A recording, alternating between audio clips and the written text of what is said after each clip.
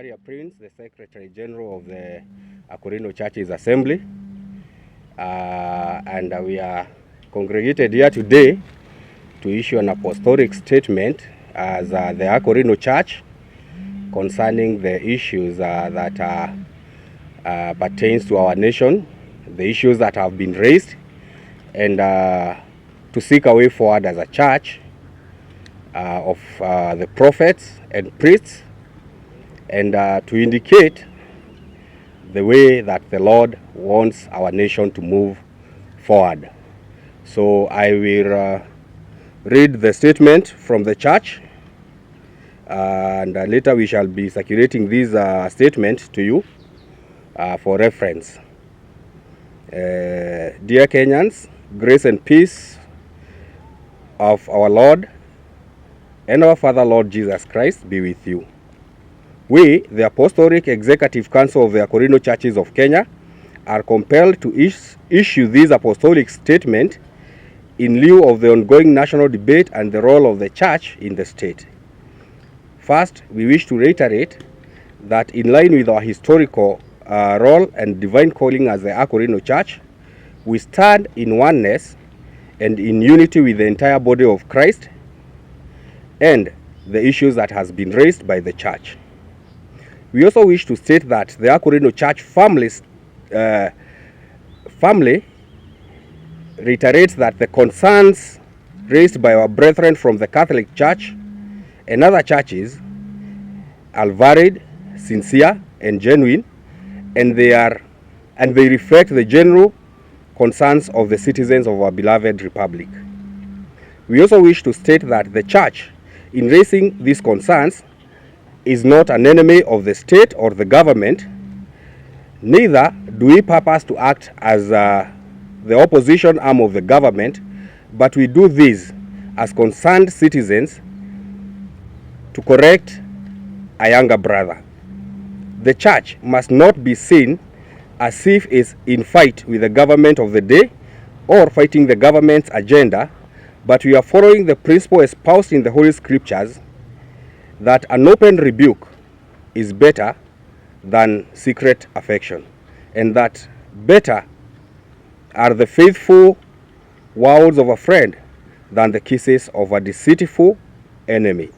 Thus, the church must not be viewed as an enemy or as the opposition arm of the government, but as a faithful friend who corrects a friend when they miss a step.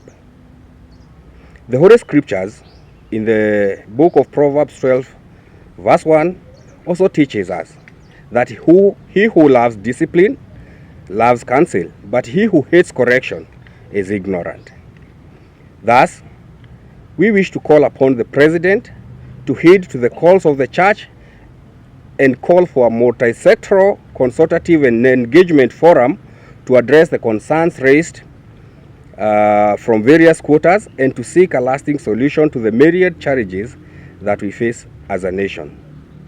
We also wish to request the President to rein upon some of his henchmen who want to advance the narrative that the church or certain bishops are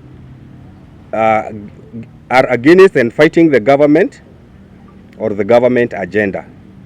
Contrary to such, the church is raising such concerns to correct the government and to call upon the President and the government to retract their steps and seek a way forward. Additionally, we call upon all religious leaders in Kenya to lead in quelling the anger and the anxiety building up in the nation and to uphold our divine role of praying for our leaders and the government and for the peace of our nation. The church cannot and must not be seen to incite the masses or lead protests. Finally, we wish to remind Kenyans that this government was birthed as a result of prayer and fasting. We called upon God to give us leaders that befit us. We cannot call God to correction. These are the leaders we begot ourselves, and we must do everything to correct them when they go astray and to work with them. Finally, as prophets and priests of our land, we shall be calling in line with the God's divine prophecy for a national day of prayer, reflection, and reconciliation in a few days, where all political and religious leaders will be invited to attend for reflection. The Akorino Church remains committed to pray, work and partner with the government as long as the government remains open to correction and consultation. Peace of the Lord be with you all. God bless you. Amen.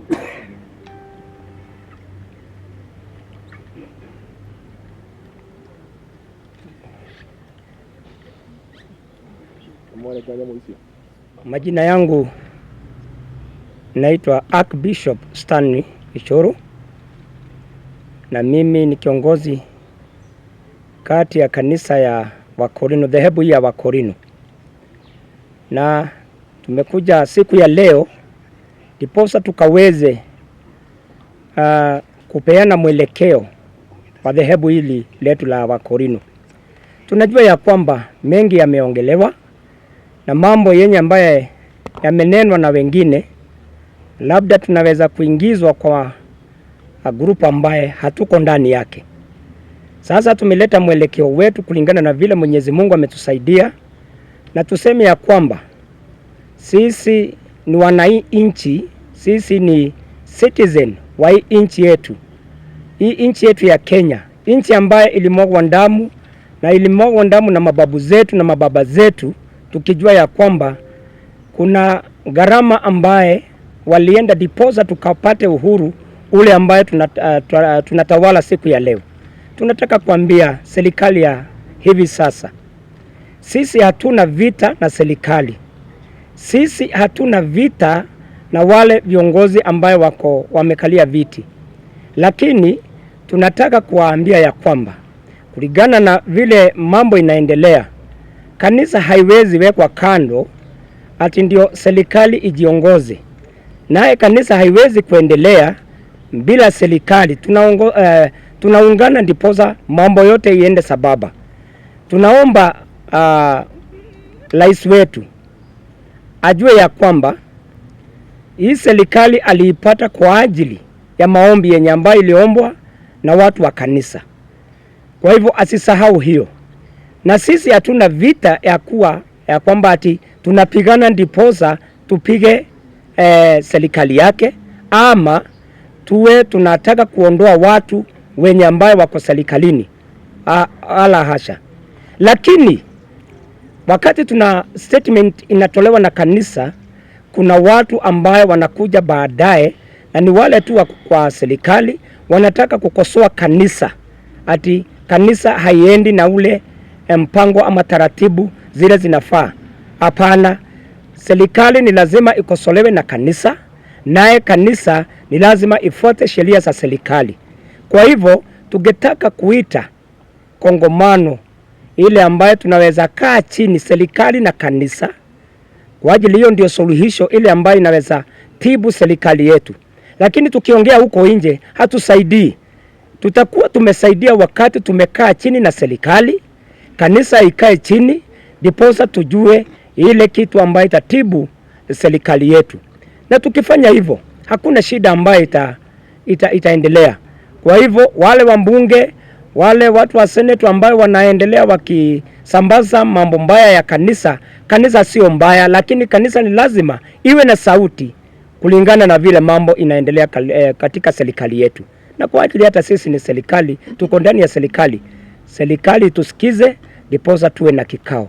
Mimi nitakomea hapo nikijua ya kwamba rais wetu atatusikia na ataita mkutano, ndiposa tuwe na kikao. Asanteni sana. Mungu awabariki. Leo president ako na kikao na bunge. Pengine unaona kulingana na ile matamshi ambayo inaendelea hapa nchini, Wakenya watamsikiliza ile ambayo atakuwa kikao. Sasa hiyo italingana na yale ambayo ataongea, lakini sisi kama Wakenya tunajua tulimchagua rais na yeye ndiye amekalia kiti. Kwa hivyo rais akikubali kusikiza kanisa, hakuna shida itakayekuwa pale. Kwa hivyo atakapoita kikao, hiyo ndio itasuluhisha mambo yote ile ambayo iko kwa serikali. Pengine baadhi ya mambo ambayo mngependa aangazie. Mambo yenye ambayo tungetaka aangazie sana sana, kuna mambo ya hizi mahospitali, kuna mambo ambayo inaleta makelele katika serikali. Sasa kuna mambo ambayo imefinya wananchi. Hiyo ndio sasa tungetaka aangaze zaidi, ndiposa wananchi waone kweli wako na mtu ambaye anawashughulikia. Je, kwa utendeti unaweza ukasema mnaunga mkono yale masuala ambayo yametolewa na baadhi ya maaskofu wa makanisa kwa pamoja? Tunaunga mkono kwa ajili hawajakosea. Ile kitu wanajaribu kufanya ni kurekebisha serikali, lakini ile njia ambaye watu wanaipata, ile njia ambaye watu wanapata hiyo ripoti naye sio ile njia ambayo inafaa. Kwa hivyo tunaunga mkono ya kwamba kanisa inafaa kuongelesha serikali. Kwa hiyo pana haja ya serikali kuwaita maaskofu na makanisa yote pamoja. Hiyo ni kweli kabisa. Tunafaa tuitwe ndiposa tujaribu kutibu serikali yetu sisi pamoja na serikali. Wakati wa kampeni mliitwa na mkakaa pamoja na mkakuwa na mikataba kadhaa ambayo mliafikiana. Yeah. Imetimizwa? Haijatimizwa. Ndiposa sasa tunasema tuitwe ndiposa tukumbushe rais wetu yale ambayo tuliahidiana na yeye bado haijatimizwa. Thank you. Asante. Leo turenda kuingira gikoyo-ini kiri mathai. Asante. Nitugwitikiria the prophet of the nation.